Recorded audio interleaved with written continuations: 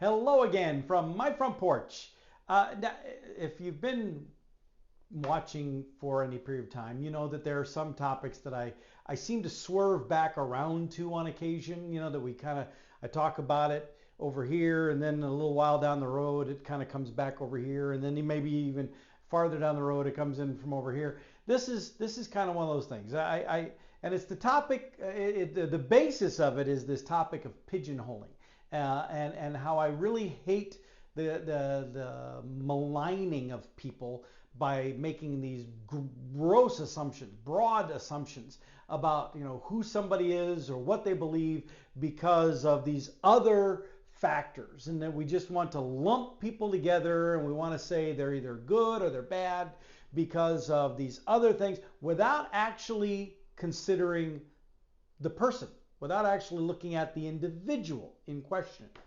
And so I want to, a situation has come up, and it really brings this to mind. And so I'm gonna come back to this pigeonholing concept, talking about the relationship between landlord and renter.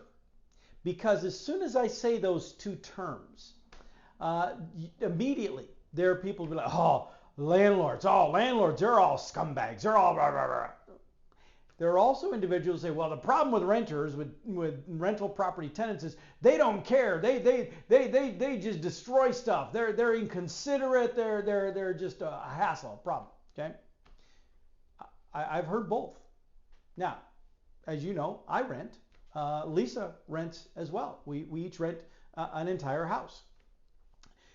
And that brings us to what I want to do. I want to illustrate why you cannot make broad assumptions, that you need to look at the individuals in question by looking at our two landlords. Okay, so it's a tale of two landlords here.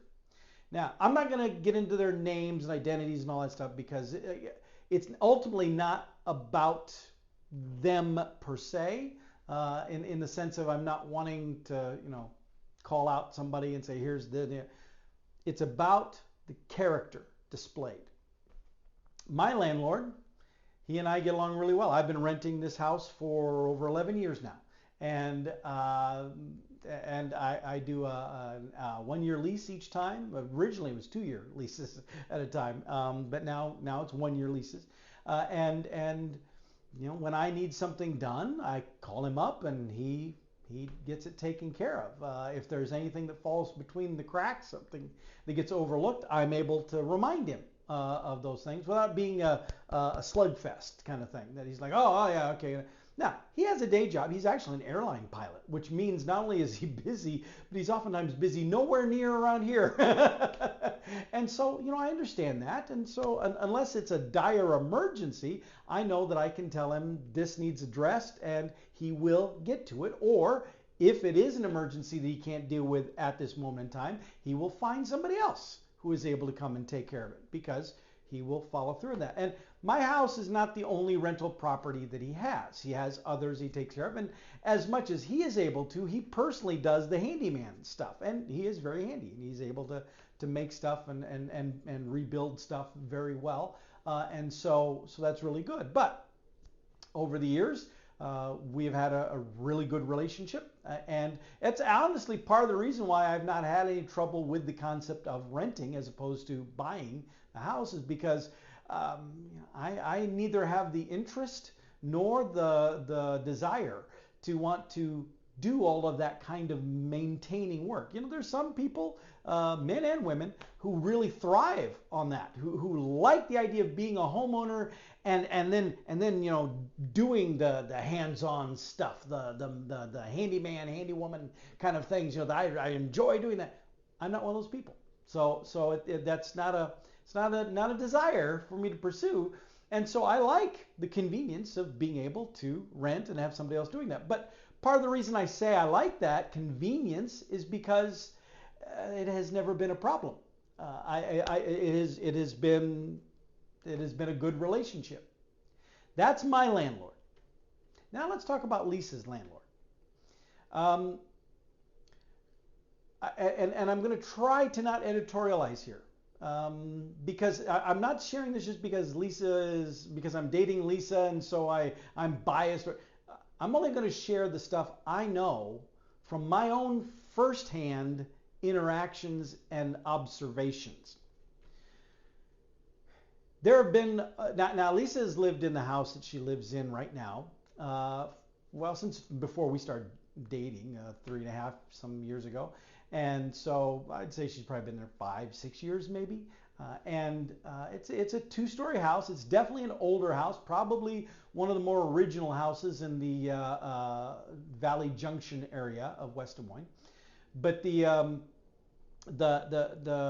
interesting thing here is that her landlords do minimal to maintain and upkeep that home. And in their case, it's a couple that owns that property, apparently several other properties in the Valley Junction area. And he does his own handyman work too, just like mine does. The difference is I've seen the results of his handyman work, and it is not very handy. Now, and I'm not being overly critical because I'm not very handy either. The difference is I don't then try to claim that I can do this kind of work and then cobble together this Frankensteining option that he is very comfortable with producing, and that even myself with an untrained handyman eye is able to look at it and go, that just looks sketchy. That just doesn't look right. But in and of itself, that be like, that's what happens. But for over a year, actually it's probably been longer than that, but again, I'm sticking with the facts of what I know. For over a year, I know she has been having trouble with bats in her house. Last year, I helped her get rid of 2 bats from inside her house. Earlier this year, a month or 2 ago, I helped her get rid of another bat inside her house. Well, last year, when the 2 bats were, when we had to deal with both of them within just a couple of days of each other, she called the landlord, and to their credit, they contacted a bat removal person to come out and check things out. Now, that guy was going to come out during the day. Lisa was going to be at work. I happened to have a gap in my calendar, so I went over to be there because I thought it would be important for one of us, her or I, to hear what this person would say and what was shared with the landlords. Turns out I was right, because this particular individual didn't even go inside the house. He didn't have to. He looked around the outside of the house and proceeded to report 2 very important details. Number 1, he identified at least 4 access points that were clear and obvious to him as places where the bats would be getting in and out. Those he felt needed to be addressed right away.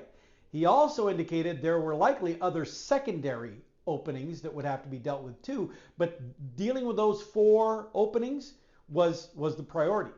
He also added that since she had to deal with 2 bats, both of them in her bedroom at that point in time, but she had to deal with 2 bats within such a very short period of time, that very likely meant there was a nest in there, probably an infestation, because if there were 2 bats that got lost trying to get out and came up through the ductwork into her room, there were other bats that were not getting lost. They were finding their way out and back in and back out and back in. And so clearly his recommendation was they're going to have to be dealt with too. That was over a year ago that I was there for that meeting, and there has yet to be anyone brought in to fix the 4 spots on the outside or to do anything about the bats on the inside. Additionally, she has been complaining about mold and breathing air quality issues in the house. Honestly, she's been complaining to me about it for, I don't know, well over 2 years, maybe longer. And she has indicated of what she has messaged to her landlords. I've not personally talked with her or seen the messaging, but I do know that she has indicated she has sent it, and then she's shared with me the responses that she gets back. And nothing has happened with that either. Zero attention to that. But even more disappointing, beyond just the landlord, 1 year ago, the city of West Des Moines had an inspector doing just random rental property inspection. Went into the basement of her house, supposedly, and looked all around along with everything else, and then signed off a clear bill of health for the. I've been down in that basement quite a bit. That's where she stores her Christmas decorations for inside the house. All the outdoor display stuff was stored out in her garage. But down in the basement, there were 9, 10 tubs, plastic tubs, and then her Christmas tree in its box down there in an unfinished basement. And that's all that she had down there because she's scared of the basement. She didn't like going down there. But the whole ceiling, the exposed wooden rafter ceilings, covered in white powdery mold. The walls covered in mold. It's just disgusting. And she complained about this to the city. The same city that gave a clean bill of health a year ago. There's no way this mold was not there a year ago. But the same city that said, no, that's okay. The same city then allowed the owner to say, well, that's that. In the exchange back and forth, because all three parties were in email exchange, allowed that owner to get away with saying, well, that's because she had a whole bunch of junk piled in the basement, and that caused the mold. What? Plastic tubs filled with Christmas decorations and ornaments and stuff, not even filling the whole basement, taking up one part of the floor. that filled the basement with mold. I think it may have more to do with the fact that there are spots in that foundation, when you look at it, you can literally see daylight. You can see outside because the foundation is crumbling and falling apart. May also have something to do with the fact that when it rains, a good rain, there are literally streams that show up in that basement, and they can't drain out in the basement drain because the basement drain has had the concrete all worn out from around it, so it basically has like a barrier. That someone has dug. It's not what happened. It's just the concrete. But the water can't even get to the drain if it wanted to. But when you look at the path the water flows to that basement, it doesn't even go to the drain. I don't know where it's trying to go to, but it's not the drain. So that could maybe, possibly have more to do with the mold situation in the basement. Now, I'm also disappointed in the city of West Des Moines that as she raised issue with them here again about it, their response was, yes, this is troubling, and if the landlords try to rent it to somebody else, they will step in. Well, what good does that do Lisa right now? Now, that brings me to the part here that really, really bugs me. I mean, this other stuff, problematic that this landlord is not taking serious actual health and safety elements in their home. But also, with this third bat that I helped her get rid of here a little while back, she was very stressed, and she left a very stressed voicemail with the landlords, basically citing the mold again, citing the bats again, neither of which had been actually taken care of, nothing done whatsoever. And she made it clear that if they didn't do something quickly, she was going to report them. The very next day, she got a notice hung on her door saying, because she was doing a month-to-month lease, unlike mine, where I do mine for a year. She got a notice on her door from her landlord saying they were not going to renew her lease at the end of September. She needed to move out. Then later, in a separate message to her, they indicated, well, we're thinking we're getting kind of older now. We're just thinking we're going to sell the place. Now, it's a good thing for them that they did that as an afterthought. I'm guessing they talked to somebody who knows law and advised them that they should do it, because them giving her that notice they were not going to renew her contract was a very clear act of retaliation. I don't care how you slice it. That's what it was. The only way they can legally get away with it is by them saying they're planning to sell the property. And so then that's what they're telling the authorities now too, the city. Well, we're not doing anything about that stuff because we're going to sell it. Okay, maybe that explains why you're not doing anything about it now, but what about over the last year or more that these things have been going on?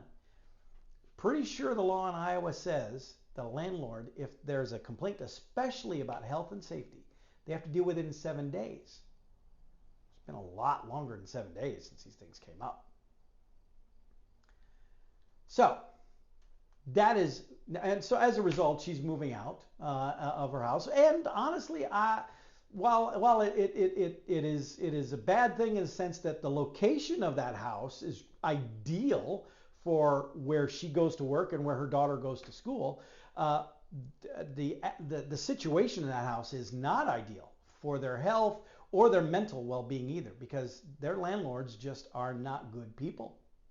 To blow off serious things like this and just not deal with them, that's unconscionable. That is horrible. So I'm glad she's moving out for that reason. But you now have examples of two landlords. You have my landlord, who is a decent fellow and takes care of things in a timely manner, and if he can't, he's always in contact with me, sharing what's going on and keeping me updated on things, even if it drags out for a while. At least I know he's not forgotten, it's still being taken care of, but he's diligent about wanting to make sure that everything is good here at my house. Then you've got the landlords that Lisa has been dealing with that seem to give her grief when she complains about stuff. When she calls out, hey, this needs taken care of, they don't seem very responsive on a lot of things. They'll get around to it when they get around to it. And then you have serious stuff like very clear mold, very clear bat infestation. Nothing done. Just blow those things off. That's too expensive to deal with. We're not going to take care of that right now. Well, obviously, I would hold my landlord up as the better landlord in this scenario. But more importantly, I want to bring us back to my original point. You can't just broad brush and say all landlords are dirtbags. All landlords are lowlife. Landlords don't care. They're just in it for the money, blah, blah, blah, blah. Could you say that about Lisa's? Yeah, you might be able to make that claim. Could you say it about mine? No. The evidence doesn't support that. So the issue here is not how are they categorized. Landlord. It's not how they're categorized. It's what are they demonstrating as their character when functioning in that category. That is the question we need to be asking. Whether it's landlords or politicians or police officers or co-workers, or I don't care what your category is. It's not the category they're in. It's how do they behave in that category. Don't be like Lisa's landlords over here. Be like my landlord.